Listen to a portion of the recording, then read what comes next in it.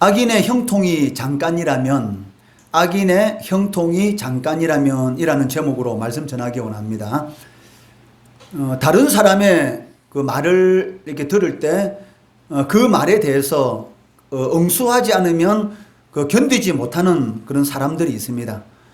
특히 이 논쟁을 좋아하는 사람이라면 그 자신의 생각과 그 조금만 다르더라도 그 말에 이게 따지고 그리고 잘못된 것을 증명해야 이 직성이 풀리는 그런 사람이 있다는 것이죠.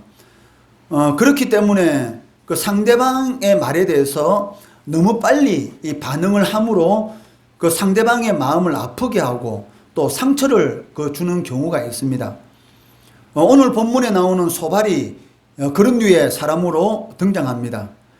그 소발이 첫 번째 이 욥의 말에 대해서 반론을 제기할 때에 그 소발의 첫 번째 이 논지가 무엇이었냐면 그 악인은 모두 징계를 받는다. 그러므로 징계받는 자는 다 악인이다라는 그런 논리를 가지고 그 고난당하고 있는 욥이 이 죄인이다라는 것을 입증하기 위해서 상당히 그 노력했던 것을 앞에서 우리가 살펴보았습니다. 그 악인은 모두 징계받기 때문에 따라서 징계받는 자는 악인이다. 즉 욥이 지금 징계를 받고 있기 때문에 그 죄인이다라는 것을 증명하기 위해서 상당히 노력했던 것이죠.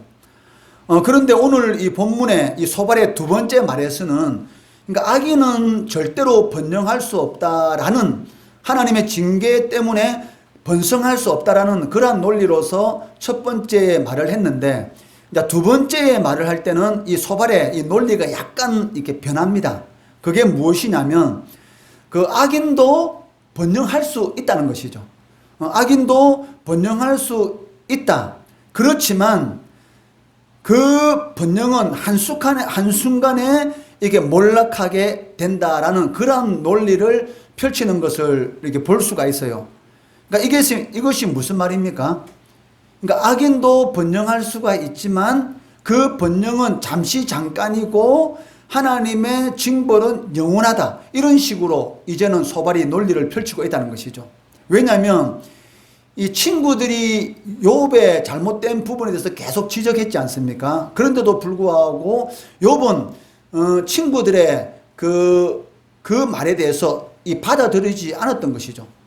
그러니까 거기에 대해서 너무나 이 화가 나 있는 이 소발이 두 번째 말에 대해서 물론 그 악인이 번성할 수도 있다. 그렇지만 그 번성은 순간이고 하나님의 징계가 임한다라는 이 논리로 바뀌었는데 이 말은 누구를 염두에 둔 말입니까? 바로 욥을 염두에 둔 것이죠. 왜? 욥이 이전에 동방에서 가장 큰 부자였지 않습니까? 그런데 지금 현재는 욥이 고난을 받고 있으니까 악인도 잠시 이런 부유함을 누릴 수가 있지만 그것은 순간이고 한순간에 그것은 몰락하게 된다라는, 그리고 그 몰락한 것이 바로 악인이라는 증거다라고 이 논리를 펴나가고 있다는 것이죠. 소발은 친구들의 겉면에 대해서 욥이 비난하고 또 그 친구들에 대해서 책망하는 것, 여기에 대해서 이 분노를 감추지 못하고 있습니다. 그 2절 말씀 같이 읽어볼게요. 시작. 그러므로 내 초조한 마음이 나로 하여금 대답하게 하나니 이는 내 중심이 조급함이니라. 그 소발이 보기에 욥은 악인만이 받아 마땅한 고통을 겪고 있는 것이 분명한 것이죠.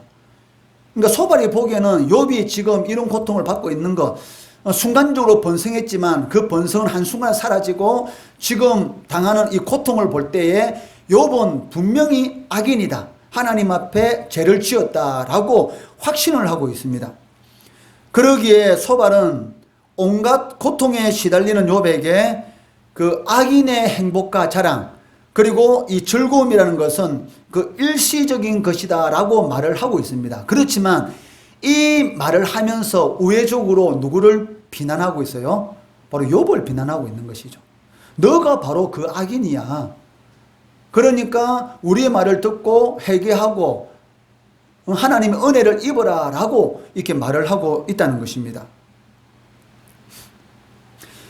욥이 과거에 누렸던 이 즐거움이 그 악인의 일시적인 형통과 다를 바가 없다는 것이죠. 5절에서 7절 말씀 같이 읽어볼게요. 시작. 악인이 이긴다는 자랑도 잠시요 경건하지 못한 자의 즐거움도 잠깐이니라. 그 존귀함이 하늘에 닿고 그 머리가 구름에 미칠지라도 자기의 똥처럼 영원히 망할 것이라. 그를 본 자가 이르기를 그가 어디 있느냐 하리라. 똥처럼 영원히 망할 것이다. 저 악인이 순간적으로는 이렇게 부유함을, 번성함을 누린다 할지라도 그것은 순간이고 영원히 망할 것인데 무엇처럼? 똥처럼 망하게 될 것이다. 이 똥이라는 의미가 무엇입니까? 세상에서 가장 천하고 불결하고 가치가 없는 것. 그렇지만 또 다른 의미로 무엇이냐면 세상에서 영원히 제거되어야 할 오물이란 것이죠.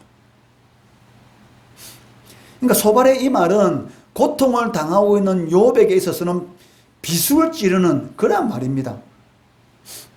이 고통 당하는 거 그거 하나만으로도 너무나 힘들고 어려운데, 악인이 순간적으로 번성하더라도 욥 너도 순간적으로 번성했지 않느냐? 그렇지만 이 고통은 영원할 것이다. 즉 똥처럼 망할 것이다. 너가 지금 그런 고통을 받고 있고 이 세상에서 없어져야 될 그런 존재에 불과하다라는 이 말을 듣는 그 욥의 입장은 여러분 어떻겠습니까?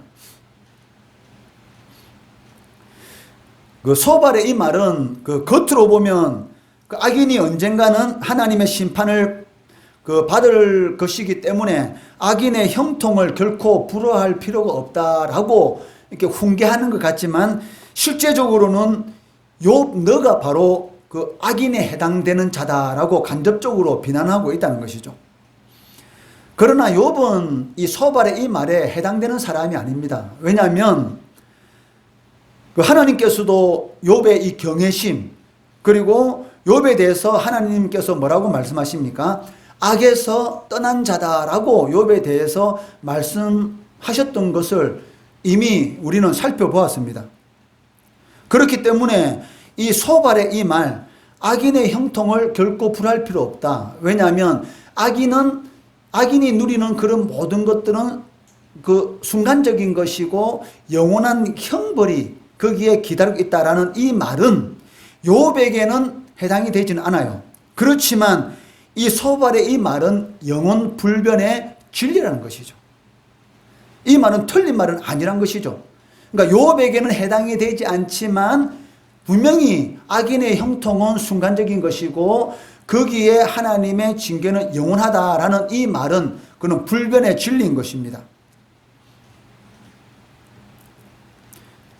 경건치 못한 악인이 이 세상에서 잠시 형통할 수가 있고 그 악인이 가진 이 소유로 인해서 즐거움을 누릴 수는 있어요. 악인도 이 세상에서 행복하게 사는 것처럼 이렇게 보이지 않습니까? 좋은 옷을 입고 좋은 차를 몰고 좋은 집에서 살고 또 그리고 그 자녀들도 잘 되는 것을 볼 때에 악인들도 이 세상에서는 형통할 수가 있다는 것이죠. 그리고 그 하늘에 미칠 정도로 이런 존귀함을 가질 수도 있습니다. 그러나 그 악한 행위로 인해서 결국 하나님의 심판을 받게 된다는 것입니다. 왜냐하면 하나님은 어떤 하나님이십니까? 사랑의 하나님이시지만 그 악을 행하는 사람들이 구원을 받도록 오랫동안 참고 기다리는 사랑의 하나님이시지만 아울러 또 어떤 하나님이십니까? 공의의 하나님.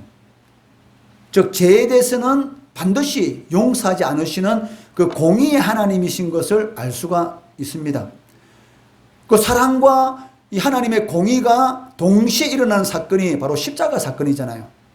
하나님께서 이 세상을 너무나 사랑하사 독생자 아들을 이 세상에 주셨죠. 너무나 사랑해서 하나님의 아들 예수를 육신의 몸을 입혀서 이 세상에 보내셨죠. 그리고 죄에 대해서는 용서하지 못하기 때문에 이 세상에 있는 모든 죄를 대신해서 십자가에 못 박혀 죽이시는 이 공의의 하나님, 아들을 보내신 사랑의 하나님, 그리고 죄는 용서할 수 없기 때문에 아들을 죽이시면서까지 이 세상의 모든 죄를 용서하기를 원하시는 공의의 하나님, 바로 사랑의 하나님과 이 공의의 하나님의 두 사건이 동시에 일어나는 장소가 바로 십자가입니다. 하나님은 공의의 하나님이시기 때문에 반드시 그 행한 대로 갚으시는 분이십니다. 그러면 이 악인의 형통이 잠깐이라면 그 마지막은 어떨까요?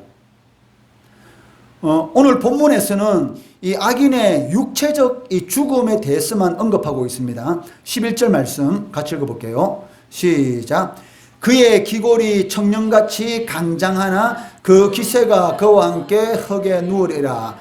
즉 청년같이 건강하고 아무것도 무서울 게 없고 모든 것을 누리고 있는 그 상태지만 어느 순간인가 어떻게 해요? 흙에 눕는 그러한 일이 일어날 것이다.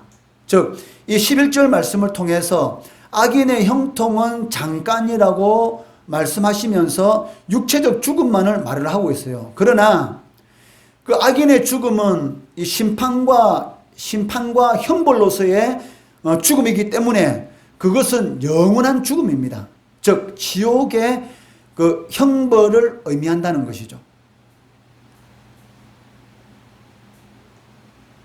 그러므로 신자는 이 악인의 형통을 부러워하지 말아야 하는 것입니다.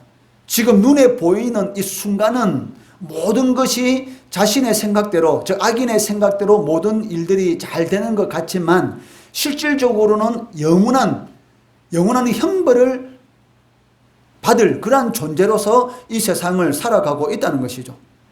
그렇기 때문에 성경에서는 끊임없이 반복적으로 신자들이 하는 말이 무엇입니까? 악인의 형통을 부러워하지 말고 오직 신실한 자로서의 믿음의 길을 걸어갈 것을 신자들에게 요구하고 있습니다.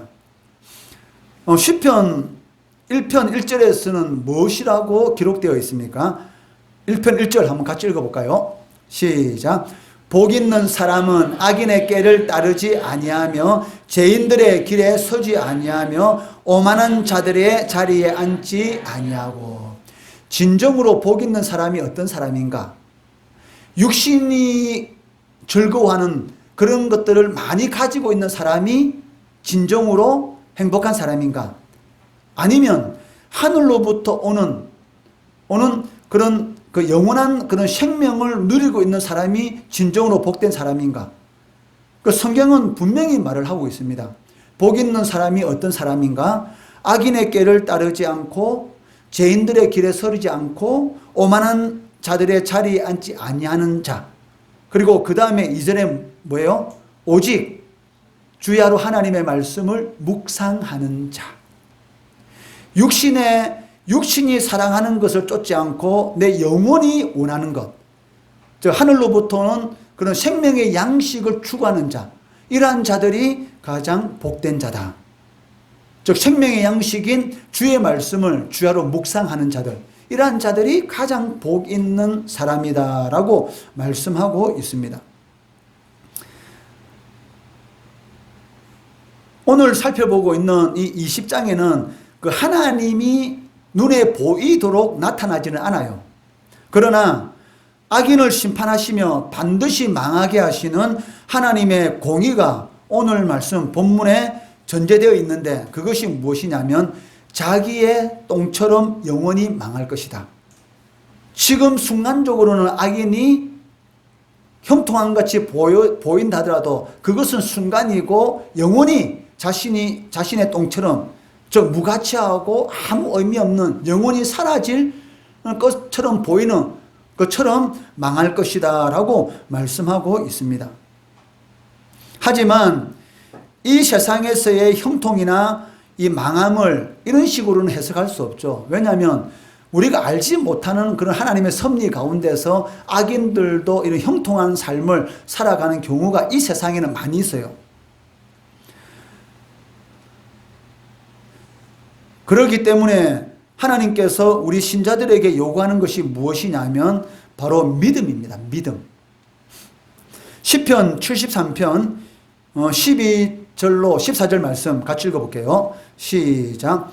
볼지어다 이들은 악인들이라도 항상 평안하고 재물은 더욱 불어나도다.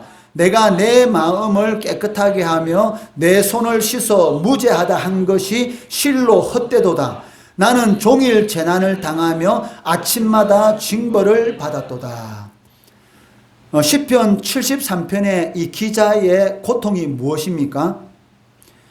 자신은 하나님 앞에 정결한 삶을 살았고 그리고 악에서 떠난 그런 삶을 살았다는 것이죠. 그런데도 불구하고 이러한 모든 삶이 헛된 그러한 생각이 들기 시작했던 것입니다. 그 이유가 무엇이냐면 자신의 눈에 보이는 악인들은 항상 평안하고 그리고 그들이 가지고 있는 재물은 끊임없이 불어나고 있고 그리고 그 자식도 잘 되는 그러한 모습을 볼 때에 내가 하나님 앞에 정결한 삶을 살아왔던 이런 모든 것들이 헛되도다.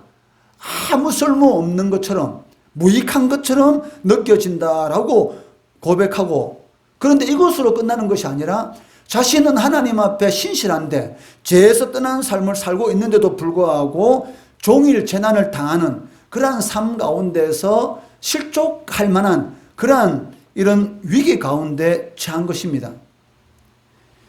이러한 상황 가운데서 이 73편의 시편 기자에게 필요한 것이 무엇이에요? 믿음인 것이죠. 하나님의 섭리에 대한 이 복합성 그리고 이 다양성은 우리의 인간의 지혜로는 도저히 이해할 수가 없습니다. 선을 행하면 복을 받는 것 당연한 것이고 악을 행하면 벌을 받는 것은 당연한 것인데 악을 행한데도 불구하고 복을 받는 그러한 이런 말도 안 되는 일들이 일어나는 그런 상황 가운데서 신자로서 그것을 볼 때 어떻게 해야 되겠어요? 이것은 우리가 이해할 수 없는 하나님의 섭리의 이런 복합적인 부분이고 또 다양한 부분인 것이죠. 이런 하나님의 이런 계획 가운데에 이런 복합성과 이런 다양성 가운데서 하나님께서 우리들에게 요구하시는 것이 무엇이냐면 바로 믿음인 것이죠. 시편 73편 26절에서 28절 말씀까지 같이 읽어볼게요. 시작. 내 육체와 마음은 쇠약하나 하나님은 내 마음의 반석이시요 영원한 분길이시라. 무릇 주를 멀리하는 자는 망하리니 엄녀같이 주를 떠난 자를 주께서 다 멸하셨나이다. 하나님께 가까이함이 내게 복이라. 내가 주 여호와를 나의 피난처로 삼아 주의 모든 행적을 전파하리라. 아멘. 이러한 고통 가운데서 시편 기자의 고백이 무엇입니까? 하나님께서 원하시는 고백. 내 육체와 마음을 세약하나. 즉 악인이 형통하게 사는 그런 모습을 보고 실족의 위기 가운데서 자신의 마음과 이런 육체는 쇠약해지고 이런 고통 가운데 있지만 하는 고백이 무엇입니까? 하나님은 그래도 하나님은 내 마음의 반석이시요 영원한 분깃이시다. 즉 영원한 나의 기업이시라. 무릇 주를 멀리한 자는 망할 것이다. 그러니까 하나님의 섭리에 대한 이 믿음을 절대 놓지 않습니다. 주를 멀리하는 자는 망할 것이다. 지금 보기에는 형통한 것 같지만 결국은 주를 멀리하는 자는 망하게 될 것이다. 그러나 하나님을 가까이함이 내게 무엇이라? 복이다. 하나님을 가까이하는 것만큼 큰 복이 어디 있어요? 그렇기 때문에 이 세상에서 가장 복이 있는 사람이 누굽니까? 바로 여러분이죠. 여러분이 이 세상에서 가장 복이 있습니다. 왜? 하나님을 가까이 하는 사람이기 때문에. 내가 주 여호와를 나의 피난처로 삼아 주의 모든 행적을 전파리로다. 저 하나님의 섭리의 이런 이런 복합성과 다양성 가운데 도저히 이해할 수 없는 그 가운데서도 이 시편 기자하는 고백이 무엇이에요? 주 여호와를 나의 피난처로 삼아 주님께서 나를 위해서 하신 모든 행적에 대해서 자랑할 것이다. 즉 전파할 것이다 라고 선언하는 것을 보게 된다는 것이죠. 시편 기자의 이 고백은 자신이 처한 이런 환경하고는 상관이 없습니다. 물론 순간적으로는 실족할 수 있는 그 위기에 빠졌지만 그래도 믿음으로 그러한 부분들을 이기고 결국 하나님이 기뻐하는 고백이 무엇입니까? 하나님이 나의 피난처시고 하나님께서 나를 위해서 하신 모든 일들에 대해서 다른 사람이 나를 어떻게 보든 전혀 상관없이, 나의 환경이 어떻든 전혀 상관없이 하나님께서 나를 위해서 하신 그러한 모든 행동에 대해서 내가 자랑할 것이다, 전파할 것이다 라고 믿음의 고백을 하는 것을 보게 되는 것이죠. 이러한 고백이 하나님이 가장 기뻐하는 고백입니다. 이러한 고백이 바로 이 욥의 고백이었습니다. 인과응보의 그러한 교리를 가지고 끊임없이 자신을 정죄하는 그런 친구들의 정죄 가운데서도 나의 피난처는 오직 하나님이시고 하나님께서 나를 위해 사신 그런 일에 대해서 나는 증거하겠다 라고 하면서 끊임없이 이렇게 변론하는 그런 욥. 그래서 이 구약의 욥이 신약 성경에서는 어떤 사람으로 비추어지고 있습니까? 그 인내의 사람. 욥의 인내를 배워라.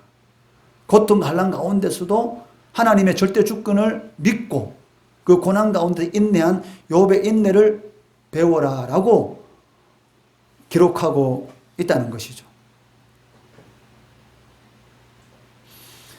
이 세상 안에서는 우리가 이해하지 않는 그러한 일들이 많이 있어요. 우리의 지혜로 도저히 받아들이지 않는 그러한 부분이 있다 할지라도 그 하나님의 이런 절대 주권을 여러분 인정하시고, 또 하나님은 좋으신 하나님이십니다. 하나님은 선하신 하나님이시고 좋은 것을 주신 하나님이심을 끝까지 믿고 믿음의 길, 승리의 길 잘 걸어가시는 우리 성도 되시기를 주의 이름으로 축원합니다. 기도하겠습니다.